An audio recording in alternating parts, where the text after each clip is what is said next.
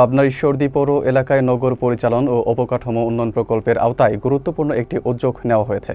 Gender সমতা ও অন্তর্ভুক্তিকরণ কর্মপরিকল্পনা বাস্তবায়নের লক্ষ্যে সম্প্রতি একটি উঠান বৈঠক অনুষ্ঠিত হয়। পৌরসভার বিভিন্ন উন্নয়নমূলক কাজে সমাজের সকল স্তরের মানুষকে যুক্ত করার গুরুত্ব তুলে ধরতেই এই বৈঠকের আয়োজন করা হয়। প্রধান অতিথিসহ অন্যান্য বক্তারা প্রকল্পের সফল বাস্তবায়নে সকলের সহযোগিতা কামনা করেন। বিস্তারিত থাকছে মোহাম্মদ রাকিব বিশ্বাসের প্রতিবেদনে। পাবনার ঈশ্বরদী পৌরসভায় নগর পরিচালন ও অবকাঠামোগত উন্নয়ন প্রকল্প এর একটি বিশেষ অংশ হিসেবে জেন্ডার সমতা ও অন্তর্ভুক্তিকরণ কর্মপরিকল্পনা বাস্তবায়নের লক্ষ্যে একটি গুরুত্বপূর্ণ উঠান বৈঠক অনুষ্ঠিত হয়েছে।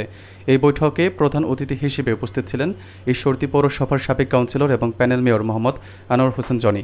তিনি সভায় উপস্থিত সকলের উদ্দেশ্যে দিক নির্দেশনামূলক বক্তব্য প্রদান করেন। এই উঠান বৈঠকে আরও উপস্থিত ছিলেন ঈশ্বরদী পৌরসভার প্রকল্প পরামর্শক মোহাম্মদ শাইনুজ্জামান, পৌরসভার সমাজ উন্নয়ন কর্মকর্তা মোহাম্মদ জুয়েল আহমেদ সহ কমিউনিটির অন্যান্য সদস্যবৃন্দ।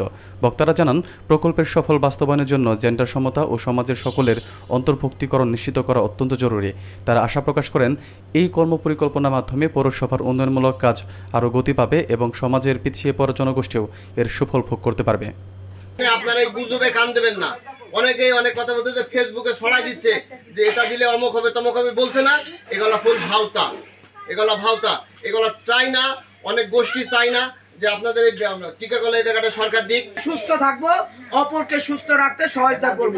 আর আমাদের এই কমিউনিটির মধ্যে একজন সমস্যায় পড়লে সেই সমস্যাকে নিজের সমস্যা মনে করে সবাই এগিয়ে যেতে হবে, সবাইকে সহায়তা করব।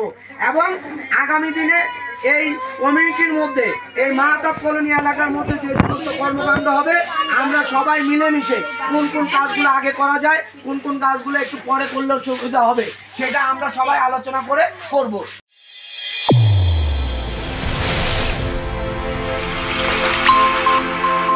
চ্যানেল A1 হৃদয়ের স্পন্দন।